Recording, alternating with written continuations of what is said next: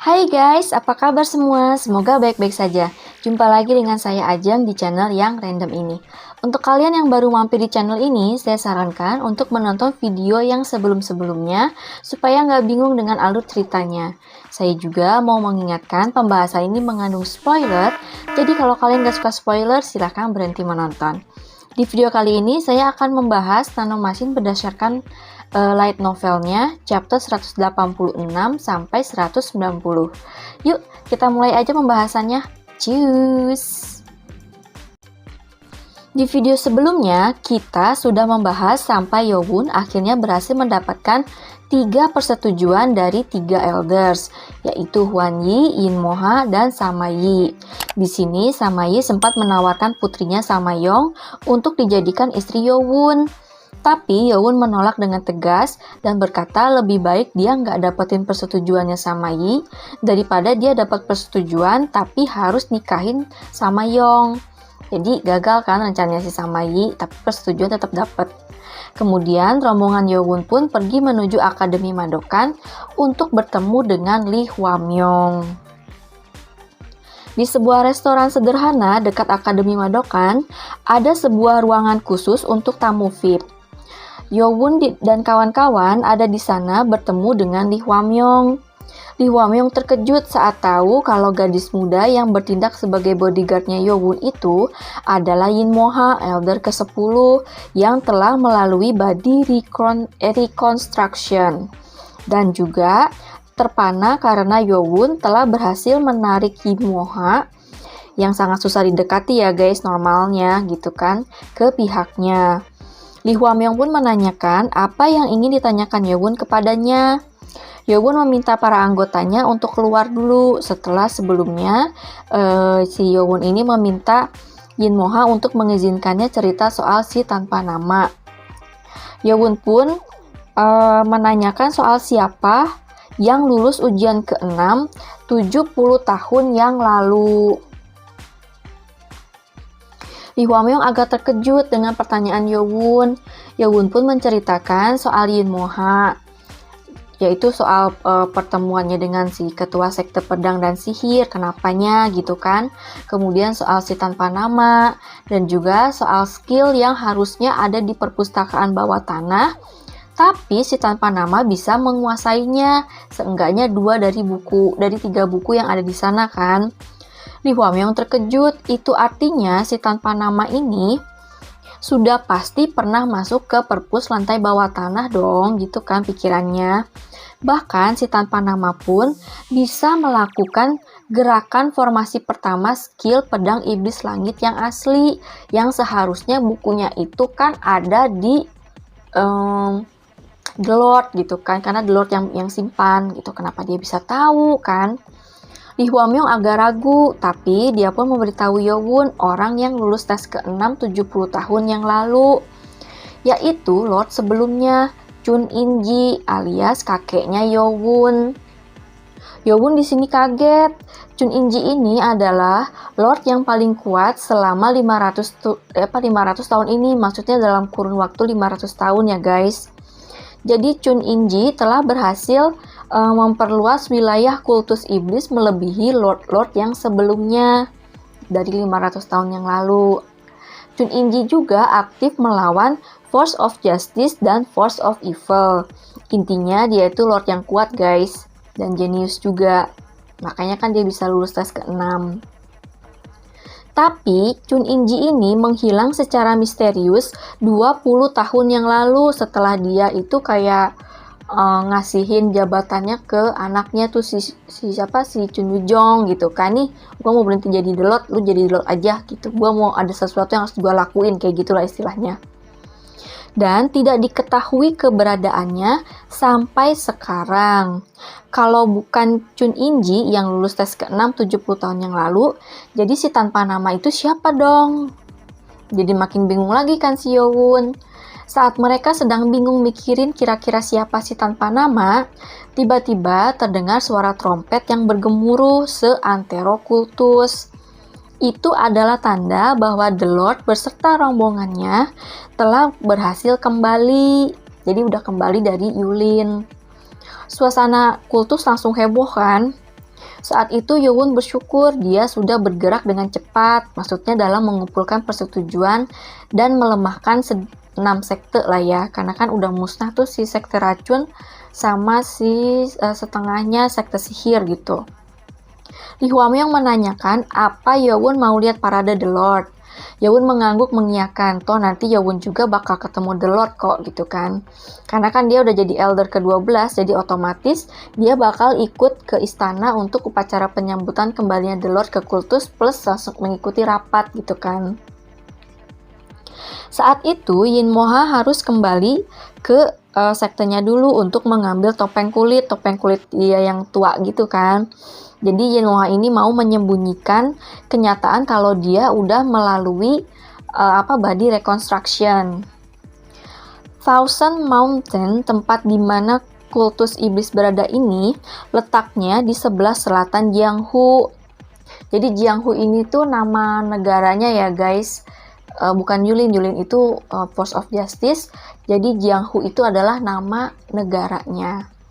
Normalnya mereka akan masuk melalui gerbang utara, tapi mereka mengabarkan kalau mereka akan kembali melalui gerbang timur.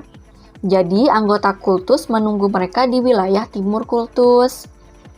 Bagi anggota kultus iblis, The Lord itu seperti simbol dari dewa iblis dan dewa api, karena The Lord dipercaya dapat berkomunikasi dengan dewa-dewa tersebut. Saat rombongan mulai memasuki gerbang, anggota kultus menyambut mereka dengan meriah. Bagi Yowon itu adalah tanda perang yang akan segera dimulai dengan 6 sekte ya guys. Tiba-tiba, Yowon menatap tandu megah yang dihiasi dengan kain hitam dan merah dengan bordiran kata sky. Maksudnya itu langit gitu kan. Itu adalah tandu The Lord. Itu tandu terbuka, tapi kain-kain itu menutupi wajah The Lord. Yowon pun menyadari ada yang aneh dengan rombongan itu. Yowon melihat Great Guardian Maragyom berada di depan tandu, dan Right Guardian Submeng berada di belakang tandu, kayak menjaga gitu kan. Submeng mengenakan pakaian formal, nggak seperti biasanya ya yang amburadul begitu, tapi wajahnya pucat dan sebelah matanya serta kepalanya dibalut perban. Yowon kaget melihat kondisi gurunya. Gak cuma gurunya, rombongan yang lain pun seperti itu. Meski mengenakan pakaian formal yang rapi, tapi mereka nggak bisa menutupi luka-luka yang mereka alami. Termasuk para elders. Dari elder ke-1 sampai ke-3, itu memang terlihat baik-baik aja. Tapi mulai dari elder ke-4, semuanya terluka cukup parah. Bahkan elder ke-5, Hang Soyu kehilangan tangan kirinya. Dan dari 8 elder yang ikut rombongan, elder ke-7 Kong Sunong tidak ada. Nggak kelihatan gitu, jadi kemana nih, kayaknya sih mati. Para anggota kultus mulai menyadari ketidakberesan rombongan itu. Li Huamyong tidak ikut rombongan karena saat itu dia kan pimpinan akademi kan. Jadi Li Huamyong ini juga nggak dikasih tahu secara detail tujuan mereka pergi ke Yulin. Jadi kan rombongan ini kan perginya kan sebenarnya secara rahasia kan, karena tujuannya itu memang dirahasiakan. Jadi Yowon pun berpikir dia akan tahu apa yang sudah terjadi nanti saat ketemu si The Lord-nya, karena percuma aja nanya ke si Li Huamyong karena dia juga kagak tahu gitu kan. Di sisi lain, Mu Jinwon bingung kok para anggota sekte sihir yang ada di kultus nggak ada di antara orang-orang yang menyambut mereka. Udah pada koit bro. Tapi orang-orang menyambut mereka seperti nggak ada apa-apa. Jadi Mu Jinwon nggak terlalu mikirin meskipun dia sebenarnya cemas gitu kan. Karena bahkan adenya aja tuh si lampir, si Lady Mu nggak ada di situ gitu. Padahal istri Lord yang lainnya ada. Hubong tiba-tiba kaget dan menunjuk pada bagian belakang parade. Di bagian belakang parade terdapat rombongan lain dengan pakaian yang berbeda dan mereka membawa bendera yang bertuliskan sekte Yulin. Yap, mereka adalah anggota Force of Justice. Para anggota kultus kaget sekaligus bingung, karena terakhir mereka ke kultus iblis kan cuma ngirim ambasador aja kan, kayak perwakilan aja gitu, jadi cuma beberapa orang. Tapi sekarang mereka membawa rombongan yang banyak. Para anggota kultus langsung kayak mencemooh mereka gitu kan, kayak gitulah pokoknya. Para rombongan sekte Yulin jadi gugup dan tegang gitu. Tiba-tiba Huan Yi muncul di belakang Hubong yang kaget gitu kan. Astagfirullahaladzim, tiba-tiba lu muncul udah kayak jurik gitu kan. Dan bilang kalau kejadian itu menarik. Yowun bertanya apa yang menarik gitu kan. Huan Yi menjelaskan kalau sepertinya kultus iblis akan bekerja sama dengan sekte Yulin meskipun masih belum begitu jelas. Li Wamyong kaget karena selama 50 tahun belakangan kultus iblis sama Yulin itu tuh udah saling berperang kan tanpa henti gitu kan, saling memperebutkan wilayah lah atau apa sih namanya, pokoknya ya begitulah perang gitu kan. Meskipun 5 tahun terakhir sedang ada gencatan senjata, tapi sikap mereka masih saling bermusuhan. Ya nanti mereka juga kan bakal tahu kok gitu alasannya di rapat. Para anggota kultus yakin The Lord akan menjelaskan kenapa mereka mengizinkan sekte Yulin memasuki kastil mereka. Tapi ternyata saat rombongan sekte Yulin sudah diantarkan ke pendopo tamu, ke pondok tamu lah ya. Bukannya Lord yang naik ke panggung, melainkan Mu Jinwon, elder pertama. Para anggota kultus merasa heran. Mu Jinwon menjelaskan kalau The Lord merasa lelah dari perjalanan panjang itu dan akan menjelaskan apa yang terjadi sebenarnya besok. Jadi Mu Jinwon meminta para anggota kultus untuk kembali lagi besok di tempat yang sama itu. Dan Mu Jinwon juga menambahkan kalau rombongan sekte Yulin adalah tamu yang diundang oleh Lord. Jadi mereka diharapkan untuk tidak bersikap bermusuhan. Para anggota kultus pun bubar sambil menerka-nerka apa yang sebenarnya terjadi. Ada juga yang sambil ngejulit gitu kan. Gak lama suara trompet pun terdengar 3 kali menandakan panggilan untuk para elders, ketua masing-masing sekte, dan guardians untuk berkumpul di aula besar istana. Singkat cerita, para elders dari elders pertama sampai dengan 8 itu sudah ada di aula, kecuali elder ke-7 ya guys yang mati kayaknya. Mereka sedang menunggu para elders yang tersisa dan para ketua setiap sekte dan juga lord serta guardians. Gak lama para ketua sekte pun berdatangan, tinggal menunggu elder ke-10, 11, dan 12 aja. Selain Lord dan para guardian ya, kan mereka juga belum datang. Di sini elder kelima, Hang Soyu, merasa kesal karena 3 elder telat datang. Jakin Kang, elder keempat dari sekte pengintai, ini tuh sektenya si Chun Mugem. Iya deh, kayaknya ini sekte Chun Mugem. Bilang mungkin orang itu masih merasa kesal. Yang Jan King Kang masuk, yang Jan Kin Kang maksud adalah Baek Oh. Meni amat sih namanya jadi pabelit. Mereka belum tahu kalau Baek Oh sudah mati ya guys. Hang Sonyu hanya mengerutkan kening. Gak lama penjaga pintu gerbang aula memberitahukan kalau elder ke-10, 11, dan 12 sudah datang. Hang Soyu menggelengkan kepalanya karena mengira Baek Oh jadi berteman dengan elder dengan ranking yang rendah. Idih, lu sekarang temenannya aja ya ranking yang rendah setelah lu didepak gitu kali ya mikirnya. Saat ketiga elder memasuki aula, semua orang yang ada di aula menengok mereka dan terkejut. Mereka mengharapkan Baek Oh dengan tongkatnya yang masuk. Mereka mengharapkan Baek Oh dengan tongkatnya yang masuk. Tapi yang masuk ternyata Yowun serta Huan Yi dan Yin Moha yang berada di kedua sisinya, seperti lagi ngawal si Yowun gitu deh. Terutama yang kaget itu para elder. Para elder kaget kecuali sama Yi dan bingung. Yowun pun memberi salam pada para elders dan memperkenalkan dirinya sebagai elder ke-12 yang baru. Ketujuh elders, nggak termasuk Sama Yi, yang ada di situ shock. Bagaimana bisa Yowun ada di situ dan jadi elder ke-12? Nggak lama mereka pun sadar kalau Yowun kan harusnya ikut tes ke-6 sebelum mereka berangkat ke Yulin kan, dan lawannya adalah Baek-oh. Jadi kalau Yowun ada di situ berarti Baek-oh udah kalah. Mu Jinwon juga sekarang ngerti kenapa dia nggak ngeliat anggota sekte racun juga, selain anggota sektenya kan yang di antara kerumunan yang menyambut mereka tadi.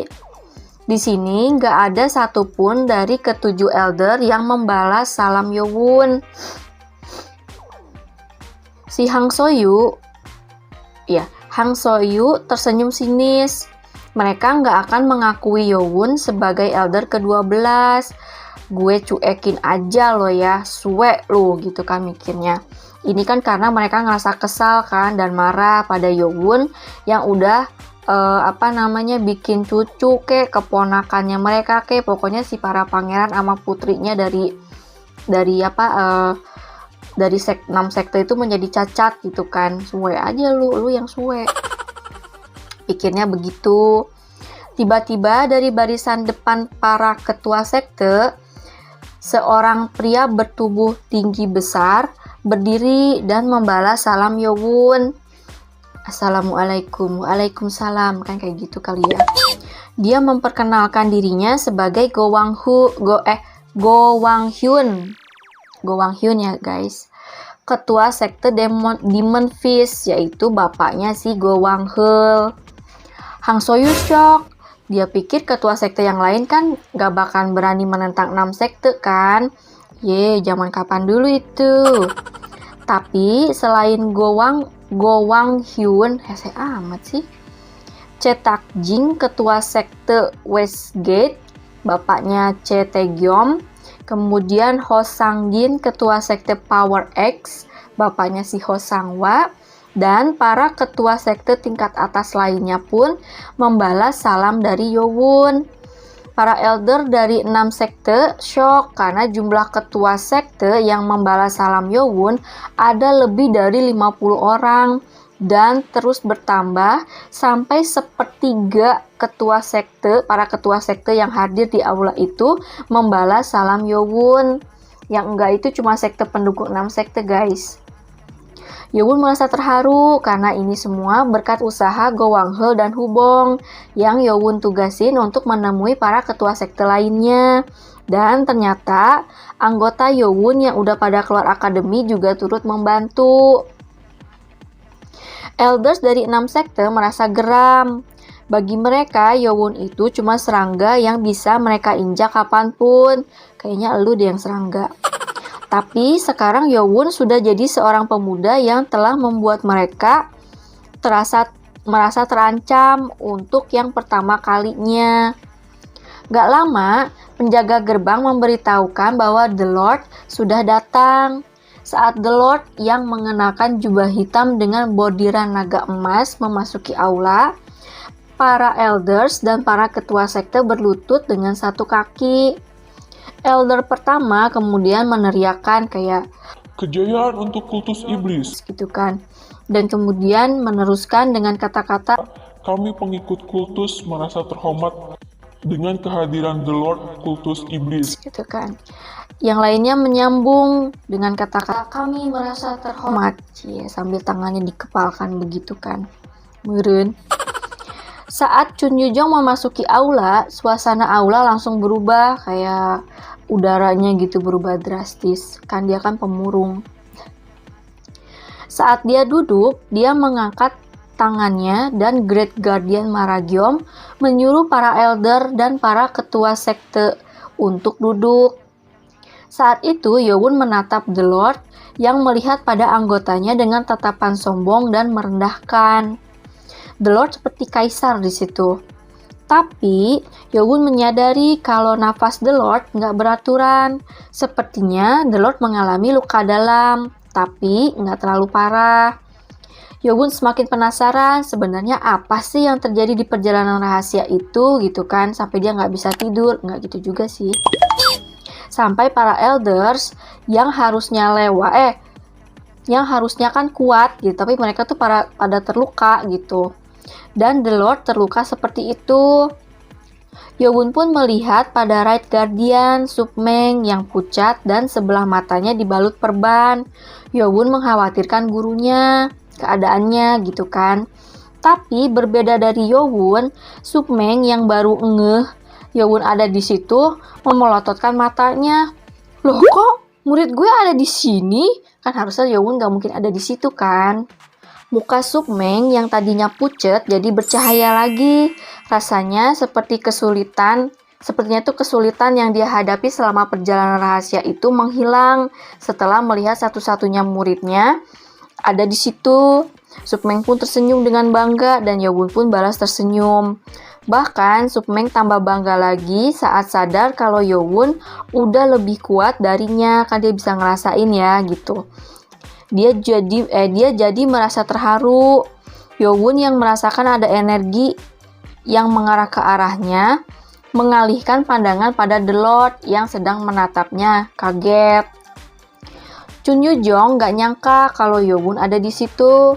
Apalagi tatapan Yobun sangat tajam. Maragyom kemudian memulai rapat dengan izin The Lord. Jadi kayak si Yobun sama si The Lord itu kayak tatap-tatapan gitu kan, zing-zing kayak gitu. Dia meminta Samayi untuk melaporkan apa yang sudah terjadi selama mereka nggak ada di kultus. Karena kan si Samayi ini kan dari 4 elder yang ada di kultus itu kan dia yang istilahnya paling tinggi kan, karena dia elder ke-9. Jadi dia yang ngejelasin. Sebenarnya hal ini nggak perlu dilakukan, tapi ini cuma untuk nunjukin otoritasnya The Lord aja supaya kelihatan kalau Lordnya itu bisa selesaiin masalah kayak gitu deh pokoknya. Setelah melaporkan soal keuangan sama soal infrastruktur dan apalah itu pokoknya masalah-masalah kecil lainnya, Samayi pun mulai melaporkan tentang kebinasahan sisa-sisa sekte racun dan sisa anggota sekte sihir karena mereka saling menyerang. Penyebabnya adalah terbunuhnya Baekchurku oleh Chun Muyon dan Mu Jinyun. Bahkan Lady Mu pun mati. Nah, si lampir mati. Buktinya adalah jejak skill right sword left hand pada tubuh Baekchurku. Karena skill itu kan yang bisa pakai itu cuma si Mu Jinwon sama si Chun Muyon. Dari penjelasan ini pun diketahui kalau anggota 6 sekte saling menyerang dan menyebabkan kematian. Maksudnya yang teman-temannya si Baekchurku itu yang berempat itu kan. Mu Jinwon terkejut bukan main. Dia tahu pasti ada sesuatu yang terjadi dengan para anggotanya, tapi dia nggak nyangka kalau adiknya, anaknya, ponakannya, dan sisa anggotanya telah binasa oleh sekte racun. Mu Jinwon menghancurkan pegangan kursi saking emosinya gitu kan. Harusnya sih itu nggak boleh dilakukan kan di situ di ruangan yang ada Lordnya, tapi si Lord ngebiarin aja, mungkin karena dia ngerti kan, karena si Mu Jinwon baru kehilangan keluarganya. Kalau gue sih suwe. Dia ingin berteriak pada Baek-oh, tapi bahkan Baek-oh-nya aja juga udah mati gitu kan di tangan si Yowon. Dan gara-gara itu, para elder dari 6 sekte saling menatap dengan tatapan permusuhan. Jadi lu yang ngebunuh anggota keluarga gue, lu juga kan, lu gimana sih lu ngurus anggota sekte lu, kayak gitulah ceritanya. Lee Hwa-myung merasa hal itu sangat luar biasa karena rencana Yowon mengadu domba 6 sekte berhasil. Saat mendengar istri pertamanya sudah mati, maksudnya si Lady Mu, The Lord itu nggak bereaksi apapun, kayak, oh lu udah mati, baguslah gitu kan. Dia tuh cuma mikir, si perempuan licik itu akhirnya mati cuma gegara dijebak sama si klan racun. Masa sih gitu kan? Karena dia tahu seberapa liciknya gitu kan si lampir itu. Sama Yi pun melanjutkan laporan tentang Akademi Madokan, bahwa Yowun telah lulus tes ke-6 dan menjadi elder ke-12. Sama Yi memohon persetujuan The Lord, karena untuk jadi elder Lord lah yang nyentuin. Walaupun misalnya dia udah berhak gitu kan, jadi si Yowun itu cuma dapetin si plakatnya aja gitu. Tapi kalau tanpa persetujuan The Lord itu dia nggak akan jadi elder gitu kan, nggak akan jadi. Hang Soyu keberatan. Namun sebelum dia meneruskan omongannya, The Lord menginterupsinya dengan menyetujui Yowun sebagai elder ke-12. I agree, kayak gitu dah. Hang Soyu dan elder dari 6 sekte kesal karena nggak bisa berbuat apapun. The Lord pun akhirnya memerintahkan Yowun untuk maju ke depan. Ayo maju, kerjakan soal ini. Nggak gitu sih. Dan Yowun berjalan dengan penuh rasa percaya diri. Lord pun menatap Yowun sambil mikir, anak gue udah gede ya. Nggak gitu sih sebenarnya. Lord mikir, ini tuh anak gue yang gue jadiin trump card gitu kan, yang trump card gue gitu untuk ngelawan si 6 sekte, istrinya untuk ngegulingin si 6 sekte gitu kan, manfaatin si Yowun. Sekarang udah jadi elder aja gitu kan. Lord pun mengesahkan pengangkatan Yowun jadi elder ke-12. Gua sahin lu jadi elder ke-12, sah kayak gitu kan. Terus tanya apa Yowun punya permintaan permintaan gitu kan. Jadi para elder yang udah diangkat itu tuh boleh meminta sesuatu. Sebenarnya sih ini kayak apa sih, ya cuma formalitas aja gitu kan. Tapi si Lord itu bakal memenuhi kalau memang bisa dipenuhi. Tanpa basa-basi, Yowun langsung bilang kalau dia ingin The Lord menyetujuinya untuk menjadi pewaris syah tahta The Lord, alias jadi putra mahkota. Lordnya kaget, nggak nyangka kalau Yowun bakal minta itu. Di saat yang sama, Sama Yi, Huan Yi, dan Yin Moha pun menghampiri The Lord dan berlutut untuk meminta The Lord untuk menyetujui permintaannya Yowun. Elders dari 5 sekte pun kaget dan meringis. Kenapa 5 sekte? Karena kan sekte racun udah hancur. Tapi elder dari 5 sekte nggak bisa berbuat apapun, karena Yowun bahkan sudah mendapatkan persetujuan dari 3 elders, Sama Yi, Huan Yi, dan Yin Moha. Bahkan sampai Huan Yi dan Yin Moha yang terkenal karena keanehan serta kekeras kepalaan mereka berpihak pada Yowun. Intinya semua persyaratan udah dipenuhi oleh Yowun. Yowun udah nyingkirin kandidat yang lainnya. Dia juga udah dapat persetujuan dari 3 elders. Dan kalau The Lord juga menyetujuinya, maka keruntuhan 6 sekte sudah berada di depan mata. Suwe lu gitu kan. Chun Yujong terlihat kaget. Ini anak tuh bukan lagi anak kecil yang penuh dengan dendam gitu kan. Yang dulu dia lihat waktu pertama kali masuk ke akademi gitu kan, yang natap dia tuh dengan kayak, gua apain lu ya, walaupun lu bapak gue juga, kayak gitu. Yowun bahkan menatapnya dengan rasa percaya diri. Chun Yujong menjadi kagum pada anaknya. Jadi lu mau jadi penerus gue, pikir si Chun Yujongnya teh. Suasana pun jadi tegang dan perhatian tertuju pada Chun Yujong karena kan nunggu jawabannya gimana kan. Chun Yujong menanyakan pada Sama Yi, Huan Yi, dan Yin Moha apa mereka telah setuju bahwa pangeran ke-7 menjadi penerus. Saat mendengar itu, pihak yang mendukung Yowun menjadi senang, tapi pihak yang mendukung 6 sekte menjadi muram. Soalnya The Lord menyebut Yowun sebagai pangeran ke-7, bukan elder ke-12, yang membuktikan kalau The Lord sudah menganggap Yowun sebagai calon penerus tahta The Lord. Tanpa ragu, Sama Yi, Huan Yi, dan Yin Moha mengakui Yowun sebagai penerus tahta. Melihat tatapan ketiga elder yang sangat yakin dan kelihatannya nggak peduli dengan 6 sekte, The Lord berpikir mungkin hal ini nggak buruk juga gitu kan. Sebetulnya Chun Yu-jong itu punya rencana lain untuk menjatuhkan 6 sekte. Tapi mungkin ada baiknya juga ngejadiin Yowon sebagai pewarisnya. Pewaris yang bukan berasal dari 6 sekte. Saat The Lord sudah memutuskan persetujuannya, tiba-tiba terasa aura kebencian. Semua yang ada di aula itu terkejut. Aura itu berasal dari elder pertama, Mu Jin-won.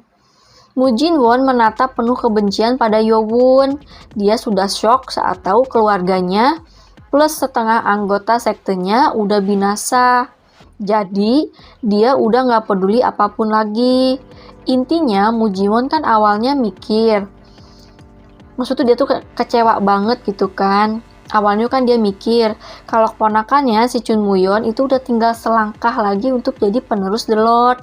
Karena kan sebelum mereka pergi gitu kan, sebelum pergi ke Yulin tuh anggota 6 sekte yang lain itu tuh si pangeran-pangeran itu udah tersingkirkan kan sama Yowon.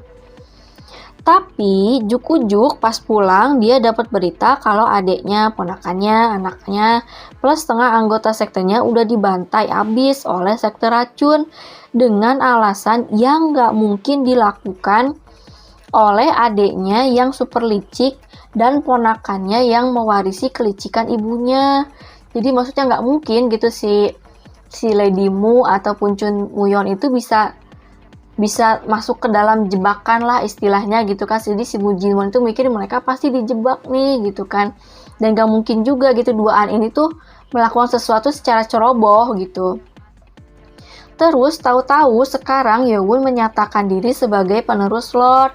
Mu Jin-won menyadari bahwa ini adalah siasat licik Chun Yowon. Oke guys, sampai di sini dulu ya pembahasannya. Kalau ada kritik dan saran, silahkan tulis di kolom komentar ya. Nantikan video berikutnya. See you, bye-bye!